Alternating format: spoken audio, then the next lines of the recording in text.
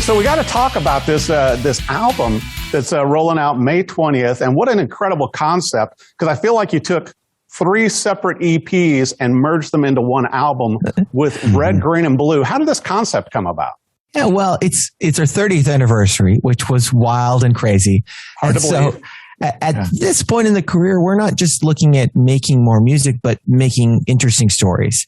Right. And so it seemed like one of the coolest ways we could share more about the sort of DNA of the band and why we do what we do and how we work together was by kind of separating things. And we did play for each other, right? So, I played drums on a lot of the tracks and Taylor played organ and keyboard on a lot of the tracks, but it was done more like solo projects. And so it's 5 songs I wrote and 5 songs Isaac wrote and 5 songs Taylor wrote. And so people get to kind of hear that. And I think it will be cool when the album comes out for that to reflect on how they listen to our entire catalog of music. Right.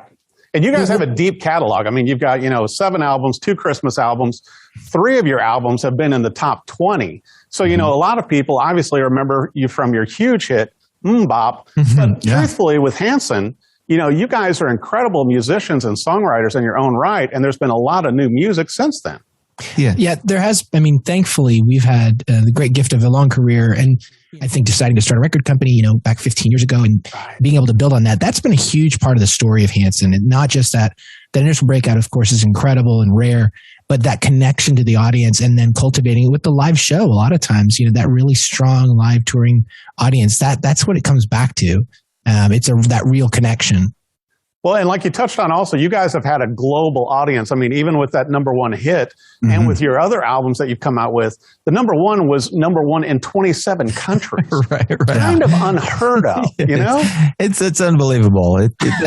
That just doesn't happen that much. It does not happen that much. And, and we don't ever, take that for granted. I mean, the truth is, we know how lucky we are and how rare that is. And so you take that and you run with it as best you can. And by the end of this year, we're back on tour this year. It's been a couple of years without, and we're so ready to be playing shows. But we'll tour in about 20 countries this year, which is just amazing to be a band that still have fans that want us to come. That's something you really want to live up to every time you walk on stage and just bring your total A game. And the terrifying thing is we're also doing about 2 years worth of work in about 5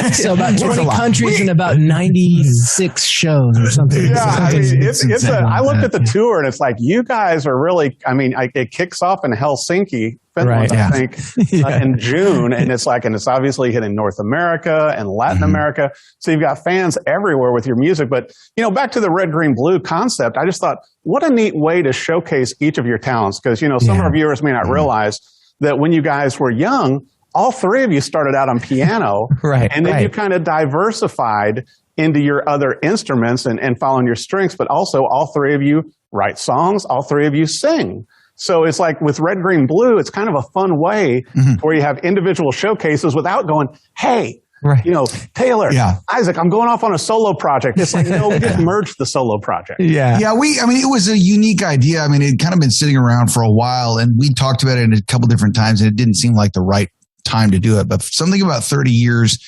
seemed like kind of you had the 3 thing. You're like, 3 parts. Okay. And we had originally thought that we would release these as separate EPs to kind of reinforce the kind of uniqueness of the project. Yeah. But when it was all said and done, we said, you know what? It is a HANSON project, and we are playing on each other's stuff, even though each one is deliberately kind of leading it in a solo project style way. So we kind of merged the ideas together and said, okay, well, this is the message: 3 parts, 1 band, and check out the differences between the brothers and so on. Adding just to the nature of the project too. So much of the years, especially early on, we were very, very focused on, hey, we are a unit. Don't try and break us apart. This is what we collectively make HANSON. And that fighting for that for so many decades. Only now, I think, are you able to begin to fan out and have that, that framing, changing the framing, because there's such a strong foundation. It's important to be challenging yourself. It's important to be like Zach said, tell new stories, So people, they don't think you're just hitting cruise control and going, well, hey, we got 7 albums. Come on.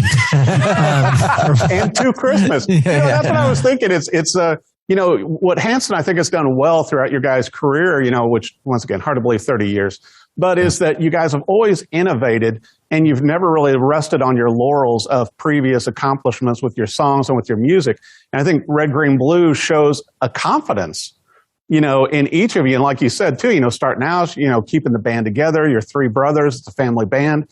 And obviously the music industry sometimes tries to tear those things apart. Oh, absolutely. But it's like, to be confident enough to come out with an album that has each of you as individual artists. It's like I was thinking this morning, it's like going, I've never seen another band do that would be bold enough to go, yeah, Jimmy, you go ahead and do yours and I'll do my 5 songs. Let's put this together. It's like, wait a minute, we're a band. Yeah. The only example we could find, which we thought was kind of a cool connection, was Kiss. Kiss did it in 1970? I think it's 78. 78. Okay. Yeah. But, I think that's kind of cool. Like HANSON and Kiss. Wait till you see the live show, guys. The makeup is pretty epic. I'm just really hoping that people are going to be like, wow, HANSON is so like Kiss now. I'm just going to face paint. Yeah. You guys may have to get the full outfits for the tour. Oh, yeah. Well, you just gave away our Halloween costume. I hear superheroes are big these days, so we're just going for it. That could be a good angle, too. Also, I got to say, another brilliant idea was having the HANSON beer for hops. And when I was like going, whoever was marketing that idea, just brilliant. It's like going, what goes great with some great rock and roll? Hops. Well, so Wim Hops is a real beer, and at Hanson Brothers Beer Company, we had been making beer, in different capacities since 2013. And it's, it was started off as partly we were kind of kidding around. Hops, what a great name for a beer! That's hilarious. And they said, well, actually, that's so stupid. It's brilliant. We have to do it. Needless to say, I said the stupid part. Yeah, but and they got the brilliant part. Turning it into, the idea of getting into the craft beer community is one of the things that we've had a lot of fun with, because the craft beer community is, very connected to the independent music world. You've got local fan bases, people that really have their story. They have this base, they have credibility in different areas. And, there's definitely a symbiotic relationship between our world of music and the craft beer world. And we have a beer festival that has been on pause for the last few years during pandemic, but, it brought those worlds together. And of course, like you said, rock and roll, craft beer, music kind of goes together pretty well. Yeah. Well, and I was also thinking about, getting ready to interview you guys. I thought, your merch table is going to be very interesting this year with Red, Green, Blue, because you could actually have it as 3 independent artists, where you each have your own T-shirt and hats and whatever. And then you have the merged, much like Kiss, with all 3 of you on a T-shirt. Yeah. I'm just saying you could have some fun at the merch table. No, I'm thinking you want to join the team. Are you pitching to join the team? I think there's a lot of thoughts going on. Okay, we'll talk after the show. It is fun to see the fan base, playfully immediately jump out and go, I'm Team Red and I'm Team Green and I'm Team Blue. And that's been really fun. And to see, so we're releasing a single from each song. So the first 2 singles are out. Child at Heart is out, which is the red single. Write You a Song is out, which is the green single. And then a song called Don't Let Me Down, the blue single. My single comes out. Yeah. And it's been really fun to see people react to that and the different sounds, the different styles. I've got to be really amused to hear the commentary of the difference between each single. Because the truth is, I feel like I learned a lot about myself and about us in this whole process. Yeah. And some things I kind of knew, and then some things I didn't quite expect. Like just there, you really do see the differences psychologically between each one of us in this project in a unique way. It is fascinating to kind of get a little bit of a glimpse into the minds and hearts of each of us as individual artists in this way. So you see it even more exaggerated, I think, probably in the actual music videos even. Oh, yes, you do. Yeah. Exaggerated is one word for it. Well, but it's so much fun, too, that you guys are launching individual singles from each section also, because typically, we all know, you have like 1, 2, 3 singles that come off an album. But, with the individual Red, Green, Blue, you're able to do a single from each, which I think showcases each of your talents. And also it shows more independently, I think, your influences of music. And I think that's fun. Well, we also recognize that we live in a social media world. You know, you live in an internet of what's happening at the moment kind of place. And we, did a unique thing last year where our album Against the World, which was supposed to come out in 2020, was delayed by COVID. And so we decided to kind of space it out and do a song a month for 7 months, which was really cool. What I think is cool about it is that it allows for people to discover the band not only in unique ways, but also to continually have month by month something special and different that people are talking about. And it reinforces, the great, song that Child at Heart is. And hopefully, people are into, the Write You a Song single. When they hear Don't Let Me Down, they go, wait, oh, that's cool. Wait, the other song, so it allows for people to kind of come at this band in several different ways. Well, and I think what that's really talking about is that it's not just about songs, it's about stories, right? And to tell this story, you have to see and hear those three different choices put next to each other, right? It is such a cool experiment to take three guys who have grown up together, so many of the same musical influences, and then go, how do they diverge? What does it sound like? What are those slightly different choices? And what's not on the record, which is one of the things that I think is really interesting. Yeah, what it sounds like when we're all writing together. Exactly. Yeah, I mean, again, fans will make up their own mind. And going back, this is setting up to do a tour. I think the fact that it's combining, yes, here's an album, you hear all these differences, and then to coordinate it with a real tour where everybody gets to come together. I think that's the magic sauce of the combination, because we're respecting our history while pointing people to something that's refreshing and hopefully different.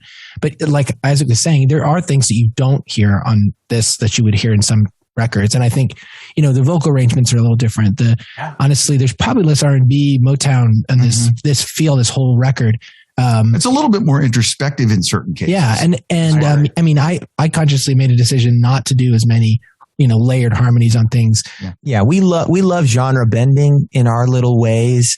We feel like oftentimes when you listen to our records, there's an eclecticness, which is that combination of Isaac and Zach and Taylor, how they come together. And so I think if you like our band, then you're going to love this record, because it's just us kind of turned up in all these different ways to, max volume. We're painting with bolder and brighter colors. Well, I'll tell you what, it's so great to have the three of you on the show.